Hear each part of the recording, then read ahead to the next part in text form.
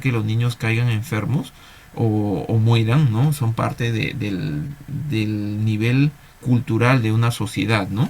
Esto es por eso que los países más pobres tienen un niveles más altos de mortalidad infantil, ¿no? Entonces es una medida con lo cual se ve el nivel cultural de una sociedad, ¿no?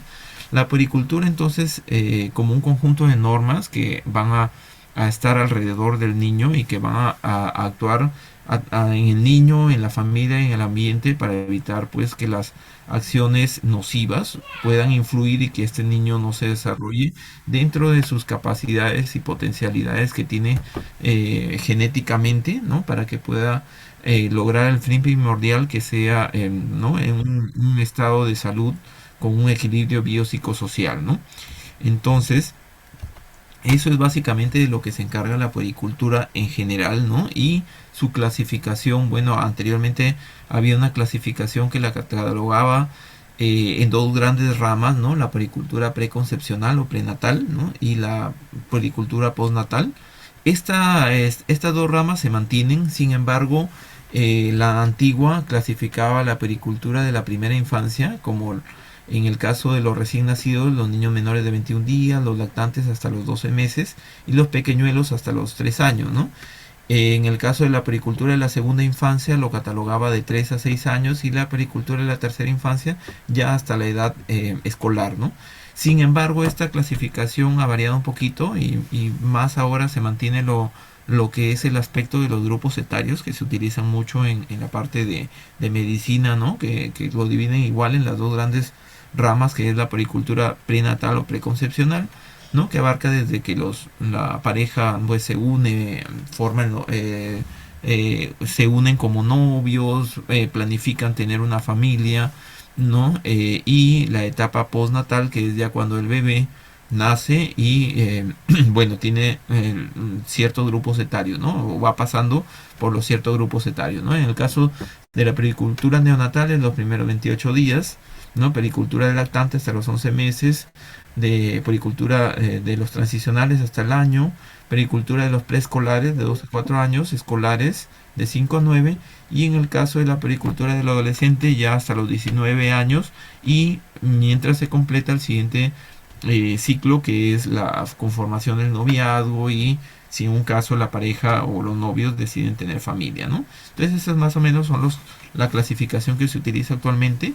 En el caso de la pericultura neonatal, que es el tema ya de hoy, pero bueno, es un preámbulo para tocarlo, es el conjunto de normas de actuación alrededor del niño, ¿no? Y que en este caso es el recién nacido, ¿no? En sus primeros 28 días que va a tratar de conseguir su desarrollo de las potencialidades en los primeros 28 días, ¿no? Tanto de sus capacidades como potencialidades, ¿no? Y comprende tanto eh, las normas de higiene, ¿no? Los cuidados de higiene, de alimentación, de vestido, de descanso e inmunización, entre otras, ¿no? Entonces, esos son básicamente lo que abarca la puericultura del recién nacido o del periodo neonatal, ¿no? Y en cuanto a sus aspectos a tener en cuenta en este periodo de puericultura neonatal, hay que tener en cuenta aspectos como son las deposiciones, la alimentación, ¿no? En cuanto a las deposiciones, y es algo muy frecuente que uno como médico general lo debe conocer, ¿no? Y que de repente los padres tienen muchas dudas, muchos interrogantes en cuanto a estos grupos etarios, ¿no? Porque son algunas diferencias muy notorias en cuanto a los otros grupos etarios, ¿no? Como lo vamos a ver en el caso de adolescentes o de adultos, ¿no? Se tienen muchas dudas, ¿no? Y es aspectos como por ejemplo las deposiciones, ¿no? Los primeros 2 a 3 días las deposiciones son de una coloración negruzca y es un aspecto normal, ¿no? Es lo que se conoce como el meconio y ya a medida que van pasando los días las deposiciones se convierten, bueno, van pasando por una transición hasta tornarse de coloración amarillenta, ¿no? Generalmente son muy frecuentes, ¿no? Cuando está asociada a lactancia materna, son tan frecuentes como las veces que el bebé se alimenta, que es más o menos si fuera con fórmula de repente 8 veces al día o si fuera con lactancia materna, incluso mucho más veces, ¿no? En el caso de que sea la alimentación con una lactancia materna exclusiva, la coloración va a ser de una coloración amarilla pero más mostaza, ¿no? Pueden ser blandas, y en cada toma, como ya lo habíamos mencionado, ¿no? Entonces este aspecto a las familias o a los padres primerizos pues lo tiene muy preocupados, porque ellos piensan que de repente las deposiciones son como en los otros grupos etarios, ¿no? Que de repente son una o a mucho dos veces al día, ¿no? Sin embargo, en el caso de los recién nacidos, no, es algo normal que los bebés hagan muchas veces sus deposiciones, ¿no? Y más aún cuando las deposiciones, cuando la alimentación es en base a lactancia materna exclusiva, ¿no? Si fuera con fórmula, pues estas deposiciones se pueden espaciar, incluso llegar al extremo de presentarse más o menos hasta después de 48, 72 horas, ¿no? Eh, que no es lo habitual, pero que generalmente se presenta así, ¿no? Y que cuando son en base a fórmulas, ¿no? Lácteas, en este caso las deposiciones son amarillentas, pero más claras, ¿no? En comparación la coloración mostaza, ¿no? Que se presenta en el caso de los niños que son alimentados con leche materna, ¿no? Y aquí vemos un ejemplo, las deposiciones oscuras, que en el caso de pues darse otro grupo etario, uno pensaría quizás si se pueda tratar de una melina, ¿no? O, bueno, o que entre otras patologías. En el caso del recién nacido, no, las deposiciones son de ese color, ¿no? Verde petróleo, ¿no? Más o menos oscuras, y se contienen muchas células epiteliales, bilirrubina, lanugo, entre otras, ¿no? Es una consistencia viscosa, ¿no? En el caso de ya van pasando los días, se van convirtiendo en unas deposiciones de transición, ¿no? Que son coloración ya verde, pero de un tono amarillento, ¿no? Entonces, en el caso de que el bebé sea pues alimentado con seno, las deposiciones son coloración mostaza, pastosas, ¿no? Y en el caso de la alimentación con fórmula, pues son de un color amarillo o marrón pálido, ¿no? Es más o menos así la presentación, ¿no? Y es un aspecto que muchas veces los papás piensan incluso que puede tratarse de una infección, ¿no? Los bebés están siendo muy seguido, ¿por qué, no? Entonces hay que tratar de tranquilizarlos a los papás, explicarles que es algo normal, fisiológico, mientras no sean deposiciones con moco, con sangre, ¿no? Bueno, o que lleve un cuadro pues con asociado, ¿no? De repente algunos signos que nos puedan indicar un cuadro infeccioso, como puede ser fiebre u otras características de un niño enfermo, ¿no? En cuanto a los aspectos fisiológicos, también a tener en cuenta es la micción. La micción puede ser puede presentarse después también de cada toma, ¿no? Puede ser muy seguidas también, al igual que las deposiciones, pero las características es que son claras, transparentes, sin olor, ¿no? Generalmente. Las primeras deposiciones y micciones se dan en las primeras 24 horas, y después de haberse presentado ella, puede haber un periodo en el cual no sea la micción, en este caso, tan frecuente, ¿no? Puede pasar un día entero incluso sin miccionar, pero nosotros es importante registrarlo, ¿no? Si la micción se dio en el momento del parto, es importante registrarlo y no estar preocupados en este aspecto, que de repente el bebé no ha miccionado 24 horas, que nos puede ser un indicativo de una oliguria, de repente muy poco volumen le estemos dando al bebé, ¿no? Por vía oral o por vía parenteral, dependiendo de la hidratación que se esté manteniendo en el bebé, ¿no? Esta puede ser entre 6 a 8 micciones al día, más o menos en promedio. Y en el caso de que se pasen más de 6 horas en un bebé que no está presentando una micción, ahí puede tratarse pues, de un cuadro de deshidratación, ¿no? En el caso de un recién nacido. Bueno, aquí vemos un pañal, pues, ¿no? Con las características que debe tener, que generalmente no debe manchar, ¿no? En el caso de esta micción nos puede indicar por ahí algún grado de deshidratación, ¿no? Porque la micción generalmente tiene una coloración transparente, ¿no? Y no deja un color en el pañal, ¿no? En este caso puede tratarse de una micción de un recién nacido con deshidratación, ¿no? En el caso de la alimentación, bueno, debe ser lo ideal con leche materna, ¿no? Que es la indicación ideal, ¿no? Ya que en el caso de la leche materna va a tener muchos compuestos que van a proteger al niño, ¿no? Esta leche materna debe ser a la libre demanda, ¿no? Tiene que ser una leche que se dé en una posición cómoda tanto para la madre como para el recién nacido, ¿no? Vemos muchas veces que la madre, a veces por tratar de alimentar al bebé, torna o toma unas posiciones inadecuadas, ¿no? Para alimentarlo al bebé, y muchas veces puede tener dolores de espalda, de pecho, pueden agrietarse los pezones, ¿no? Y pueden necesitar de repente uso de lanolina, alguna sustancia que pueda mejorar en el caso de las grietas, ¿no? A nivel de los pezones. Sin embargo, si esta alimentación, esta lactancia materna o el amamantamiento se da de una manera correcta, pues no solamente ayuda para la alimentación del bebé, sino también para crear un vínculo, ¿no? Intercambiar miradas, caricias, ¿no? Y crear ese vínculo con la mamá, ¿no? Como ya lo hemos visto de repente en la práctica, en el caso pues de la lactancia, el contacto piel a piel, eso ayuda mucho, ¿no? A que el bebé, a la mamá se tranquilice, ¿no? El útero también se contraiga y también a que el bebé esté más tranquilo, conserve el calor, ¿no? Todo eso va a ayudar mucho, ¿no? Y el amamantamiento dentro de la primera hora debe ser lo ideal, ¿no? En el caso de un recién nacido, ¿no? Y en el caso de un bebé en los primeros 28 días, ¿no? Eh, en cuanto a la posición, pues después bueno, vamos a ver ciertas posiciones en el caso de la alimentación, para el caso de la lactancia materna exclusiva, pero después de la lactancia hay que tratar de favorecer ciertas posiciones que elimine los gases, ¿no? Que se hayan generado la lactancia, ¿no? En el caso de la primera, bueno, las primeras eliminaciones de leche se le conocen como calostro, ¿no? Que es un compuesto complejo que no solamente tiene una gran cantidad de inmunoglobulinas, sino también lactoferrina, ciertas proteínas, ¿no? Un elevado, a pesar del pequeño volumen que tiene un gran aporte calórico, ¿no? Y que favorecen la proliferación de lactobacillus, ¿no? Que van a formar la flora intestinal, ¿no? Del recién nacido, ¿no? Entonces, e incluso favorecer lo que es la eliminación del meconio, ¿no? Es por eso la importancia de este calostro, a pesar de que es de muy pequeño volumen, es importante que sea y que se dé en las primeras horas, ¿no?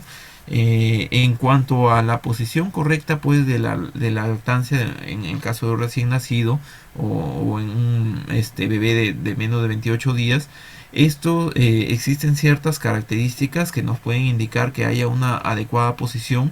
En cuanto a la madre, no tiene que sentir en ningún momento dolor, los labios del bebé tienen que estar vertidos, ¿no? En este caso, como lo vemos, hacia afuera o doblados hacia afuera.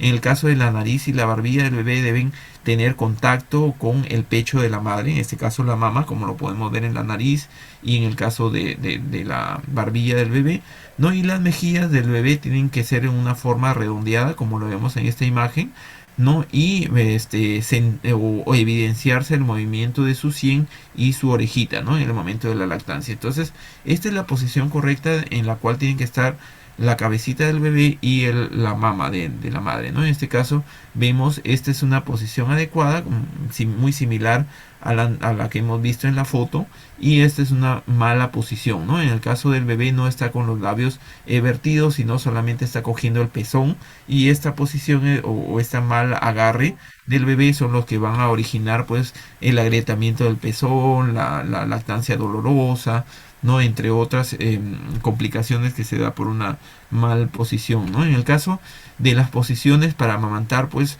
generalmente la que se utiliza es la del bebé acunado, ¿no? Que es que la cabecita del bebé tiene que estar a la altura del codo de la madre y la mano de la madre está a la altura de las nalguitas del bebé, ¿no? Esta es la posición correcta que se da, y con la otra mano se coge la mama en forma de C, ¿no? Para evitar que la leche o favorecer que la leche salga, ¿no? De una manera adecuada. Y existen otras posiciones como son la acunado cruzado, ¿no? En las cuales se da la inversa, ¿no? Y en ciertas posiciones como la madre puede estar acostada, de repente, que puede darse en el caso de las mamás que son cesareadas, ¿no? En el caso en la cabecita en balón de fútbol, ¿no? Como lo vemos en esta imagen. Sin embargo, no son posiciones tan utilizadas, generalmente la del bebé acunado, ¿no? La que más se utiliza, y de la mamá en forma acostados, ¿no? Estas son posiciones en el caso de embarazos pues que sean múltiples, ¿no? En el caso de gemelos, ¿no? Son las posiciones correctas para amamantar, ¿no? Y que van a favorecer pues que creen ese vínculo en ambos bebés. En el caso de otro aspecto fisiológico a tener en cuenta en la pericultura de recién nacido es la regurgitación, ¿no? Este es el contenido del estómago que se va a realizar al esófago de la boquita, ¿no? En una condición que se conoce como un reflujo gastroesofágico, y esto se da por la incompetencia de los esfínteres que se da en el tracto digestivo de un recién nacido, y que sin embargo no implica algo patológico, siempre y cuando el bebé tenga un crecimiento y un desarrollo en estos primeros 28 días, ¿no? Si vemos que el bebé gana un peso adecuado, existe regurgitaciones, pero que esto no trae ninguna condición patológica, o sea, no se altera el peso o el crecimiento del bebé, esto es algo normal que se puede presentar en este periodo neonatal, ¿no? También los papás mucho consultan por este tema de las regurgitaciones, ¿no?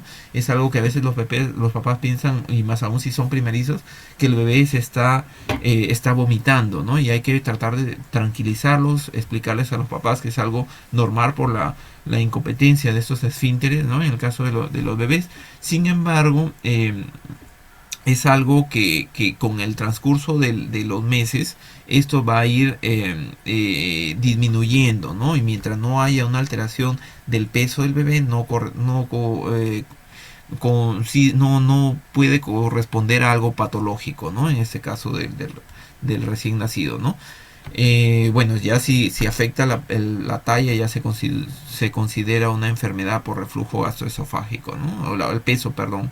Y la talla ahí corresponde a una enfermedad por reflujo gastroesofágico, que es otro tema, ¿no? Que no corresponde ahorita al tema de la clase, ¿no? En el caso de la luz y el ruido, pues hay que tener en cuenta que el contacto, bueno, con el sol va a favorecer la síntesis de vitamina D, ¿no? Y va a evitar, pues, el raquitismo, también ayuda a disminuir lo que es la ictericia, ¿no? El bebé también debe estar en un ambiente que sea tranquilo, estable, que no haya un exceso de luz, y en cuanto al ruido, que no sea bueno, algo que le produzca una irritabilidad, de repente no estar mucho en contacto con celulares, o de repente aparatos electrónicos que puedan hacer que este bebé se pueda intranquilizar, se pueda irritar, ¿no?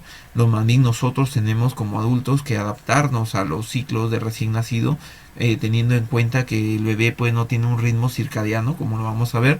Ellos duermen en cualquier momento, en el día, en la noche, se pueden levantar cuando tengan ganas de alimentarse, cuando tengan alguna estímulo que les pueda levantar, quitar el sueño, ¿no? Entonces ellos, ante un ruido pues de teléfono, un volumen alto, pueden tranquilizar y producir un estrés en el recién nacido, ¿no? En cuanto al baño, lo ideal es que se haga en un ambiente pues cerrado, que no haya corrientes de aire, que sea una temperatura adecuada, y utilizar una bañera con agua temperada, aprovechar de estos momentos de hacer una evaluación completa del recién nacido, ¿no? En el caso de los papás, poderles explicar algún signo de alarma, poder verlos, porque es el momento más adecuado en el cual el bebé está prácticamente sin ropita, ¿no? En estos primeros días que uno trata de que el bebé no pierda mucho calor, que se mantenga en un ambiente adecuado, que no tenga mucho ni frío ni calor, ¿no? Entonces en este momento hay que aprovechar para verlo si el bebé tiene alguna coloración distinta a lo normal, si presentó algún cambio de color de repente en la zona del ombligo, todo eso, ¿no? Podemos aprovecharlo. Esto debe ser, lo ideal es que diariamente se haga, ¿no? En este caso puede utilizarse algún jabón especial para recién nacido, ¿no? Que no tengan pHs que puedan alterar, ¿no? Su flora, ¿no? De la piel. Y en el caso pues de los cuidados del cordón, ya lo hemos visto en la práctica de ayer, que lo ideal es la limpieza con alcohol, ¿no? Al 70%, mientras no haya ningún signo de alarma. Esto va a ayudar a que el muñón del cordón umbilical se vaya momificando y vaya cayendo generalmente entre los 5 o 7 días, cuando se hace la higiene con la curación con el alcohol al 70%, o puede incluso llegar hasta los 15 días según alguna bibliografía, ¿no? La caída del cordón. Pero es en lo que nos manda la norma técnica actualmente, ¿no? Y se trata de mantener un cordón o el muñón del cordón que esté limpio y seco, ¿no? no que se humedezca, ya no es necesario eso. En cuanto a la piel, pues la piel puede ser de ciertas características en el caso de presentarse milium, eritema tóxico, que son algo normal que se puede presentar en un recién nacido, ¿no? En el caso del milium, que se puede presentar en la frente, en las mejillas, en la nariz, en la barbilla, ¿no? Que son quistes de grasa, que lo vamos a ver en el siguiente diapositiva. El eritema tóxico, que es parte de las hormonas, ¿no? Que se dan, ¿no? Producto del embarazo. En el caso de la ictericia también se puede dar por la inmadurez fisiológica, ¿no? Del hígado, ¿no? En el recién nacido, y que se puede presentar como algo fisiológico también, ¿no? No necesariamente quiere decir que sea algo patológico, a menos que tengamos pues antecedentes de repente de una incompatibilidad de grupo sanguíneo o alguna otra antecedente de una infección, una sepsis neonatal. Bueno, ahí sí a considerar, ¿no? Si no, es algo normal. En este caso, pues, este sí es una ictericia patológica en un recién nacido, ¿no? Que lo podemos ver, es una coloración muy intensa de la piel, ¿no? Que sí nos puede estar asociado a un tema patológico, ¿no? Pero sin embargo pueden darse ciertas características en la piel, como son la presencia de milium, ¿no? Estos quistes, o de repente lo que es el eritema tóxico, ¿no? Que es algo normal, o de repente las manchas mongólicas, ¿no? No sé si se logre ver adecuadamente, ¿no? A nivel generalmente en la región lumbosacra, o pueden presentarse algunos hemangiomas que pueden ser de repente algo que sí requiere algún tipo de tratamiento, ¿no? Algún nevus o un hemangioma, ¿no? En el caso de la carita también se puede aprovechar en el momento del baño de revisar, ¿no? En lo que es la presentación de alguna característica anormal de repente en la carita, ¿no? Una coloración de repente azulada o grisácea que nos puede indicar la presencia de repente del circular, ¿no? Lo que se conoce, ¿no? Como las máscaras equimóticas. En los casos los bebés tengan circular de cordón en el cuello, ¿no? En el caso la presencia también de estrabismo es algo intermitente, es algo que no corresponde a algo patológico en recién nacido, es algo que se puede dar y siempre y cuando esto vaya remitiendo, no necesariamente corresponde a algo patológico, ¿no? En el caso de las perlas de Einstein, que también se pueden dar, como lo vemos en la imagen, ¿no? O las equimosis conjuntivales, que también se pueden dar producto del traumatismo obstétrico en el momento del parto, ¿no? En el caso de la presencia de abultamiento de las mamas, también puede darse producto de las hormonas maternas, ¿no? Que se transmiten a través de la placenta, puede generarse en las glándulas mamarias leche, ¿no? Y era lo que antes se le conocía como leche de brujas, ¿no? Pero que es algo también que puede ser fisiológico, ¿no? Y que no necesita ningún tipo de tratamiento a menos que tenga alguna coloración rojiza o algo que puedan indicarnos alguna patología, ¿no? Adicional a esto, ¿no? En el caso de los reflejos se puede evaluar también, ¿no? En el momento del cambiado, en el momento del baño del bebé, se puede evaluar los reflejos. En el caso de la alimentación, de la lactancia, se le puede dar, ¿no? Se le puede poner el pezón y por ahí buscarse reflejos normales que nos puedan indicar que su desarrollo, su crecimiento sea normal, ¿no? En el caso de hay bebés que de repente no tienen esto, que pueden ser secuelas de asfixia, tener por ahí alguna secuela que nos puedan indicar que los reflejos estén alterados, ¿no? En el caso del reflejo de búsqueda es que el bebé mueve de la cabecita, ¿no? Buscando el pecho de la madre, ¿no? Como lo vemos en esta imagen, ¿no? En el caso, pues, de reflejos como de succión que se pueden presentar a partir de las 34 semanas, ¿no? En el caso del moro, que son reflejos que se presentan también en que los vamos a evaluar en el momento del nacimiento, ¿no? La presión plantar, la presión palmar, ¿no? Que se evalúan y que van desapareciendo en el transcurso de los meses, ¿no? 4 meses más o menos, y que se evalúan como parte de la normalidad del recién nacido, que me imagino lo hayan visto en el examen físico, ¿no? El moro es como que el bebé se asustara, ¿no? Con las manitos lo hace. En el caso de la presión palmar, ¿no? Con la manito trata de coger, ¿no? El dedo del examinador, y en el caso de la presión plantar igual, ¿no? Trata de hacer una flexión de los dedos en el caso del piecito del bebé, ¿no? En el caso del sueño, como ya le habíamos tocado, es difícil explicarle a los padres, ¿no? Que es algo normal que el bebé se levante en las noches porque él no tiene, el recién nacido o en los primeros 28 días, el neonato no tiene un ritmo circadiano, ¿no? Esto se lo va a adquirir a partir de los 4 meses, más o menos, ¿no? Y esto es parte normal de este periodo neonatal, ¿no? De los primeros 28 días, el bebé se va a despertar. ¿Cuántas veces? Se puede optar de repente por el colecho, ¿no? De repente que la mamá duerma junto al bebé, ¿no? Al costado con la finalidad de favorecer la lactancia, o en una cuna, siempre y cuando no esté muy lejos, que pueda desarrollarse también la lactancia materna. De ser el caso, ¿no? Si en un caso se decide por una cunita, ¿no? En este caso tienen que tener ciertas características, ¿no? Igual que en el caso del colecho, puede tener una cunita adherida a la cama, ¿no? Como vemos actualmente, ¿no? Algunas cunas que se adhieren y que permiten que el bebé esté cerca de la madre, ¿no? O en el caso de las cunas, pues debe ser necesario que tengan ciertas características, como por decir los barrotes que no estén muy separados, que no permitan que el bebé pueda caer por esos barrotes, no las puntas que no tengan puntas afiladas, que de repente los barrotes sean de una posición vertical, que el colchón encaje exactamente en la cuna del bebé para que no pueda el bebé caer y de repente la cabecita generarse sofocación en el bebé, ¿no? O de repente ahogarse, ¿no? En el caso no haya peluches, edredones que puedan tapar al bebé y que no puedan originar accidentes, ¿no? En esta etapa neonatal, ¿no? Porque muchas veces del baby shower de repente regalaron un montón de peluches, edredones y tratan de ponerlo eso y en la cama no es ideal, ¿no? Un bebé, un recién nacido no puede identificar ese tipo de peligros, ¿no? Entonces, como ya lo imaginamos, ¿no? Entonces es importante tratar de que no haya ninguna manta que pueda originar sofocación en el bebé, ¿no? En el caso de la ropa, pues es importante que la ropa no sea muy diferente de la temporada y que en realidad no sea de fibras sintéticas. Lo ideal que sea es de algodón, ¿no? Que trate de llevar las condiciones del clima, del ambiente donde estamos, ¿no? La ropa debe ser lavada con jabón, lo ideal, ¿no?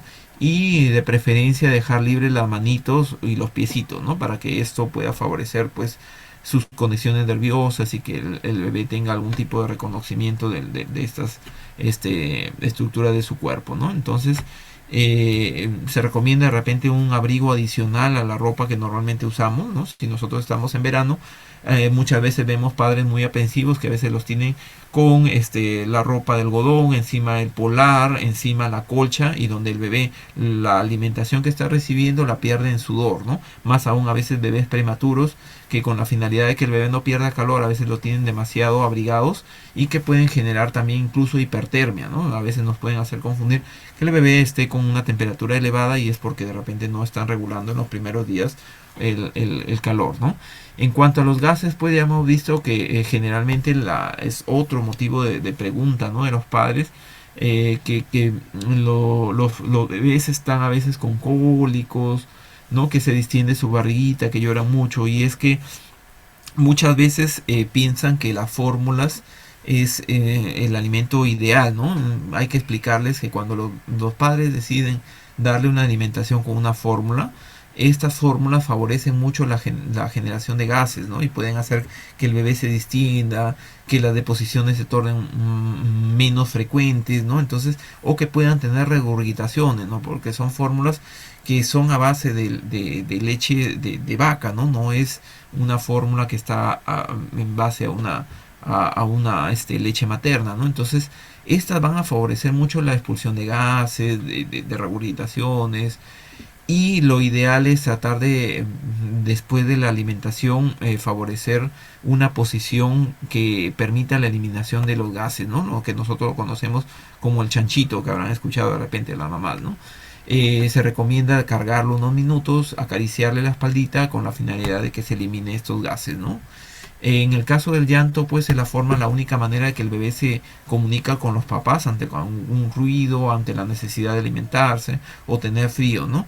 Entonces no es que el bebé se malcría por de repente lo que lo carguen frecuentemente, sino más bien esto va a generar la confianza, ¿no? Va a tener un bebé que llora y siente que sus papás, tanto mamá como papá, están pendientes de él, ¿no? Y en el momento en que el bebé va a generar esa confianza, ¿no? Cuando llora, recibe la protección de sus padres, ¿no? En este caso.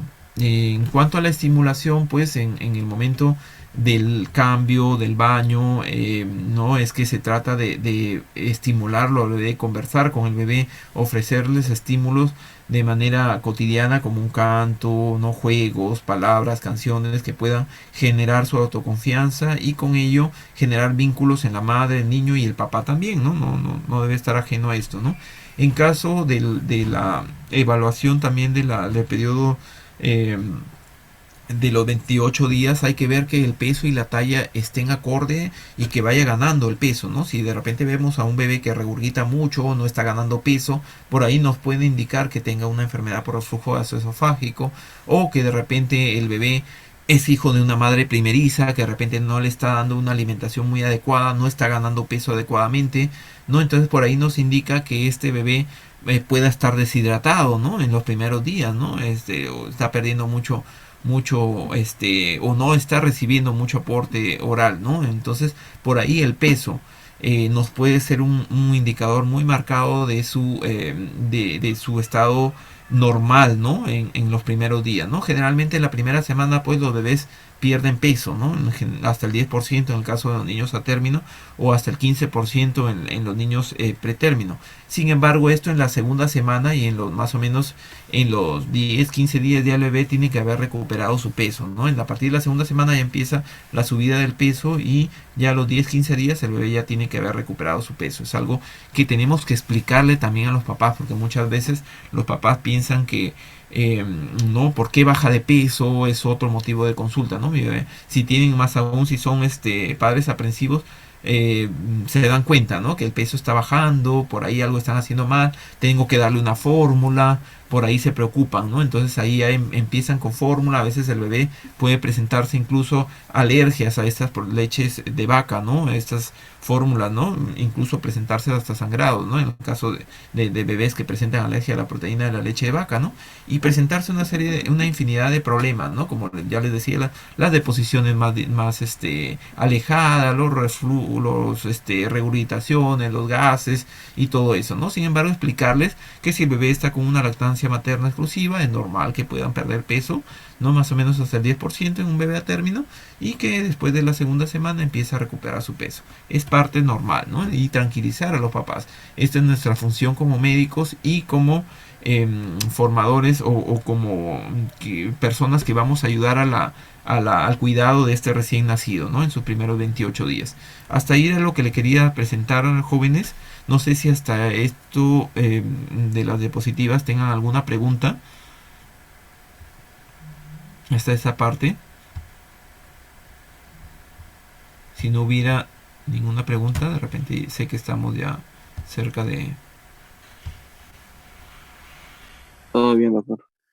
Listo, entonces si no hubiera ninguna pregunta, muchas gracias por la atención y les voy a pasar las diapositivas de ayer y de hoy con su compañero, hoy día sin falta, ¿no?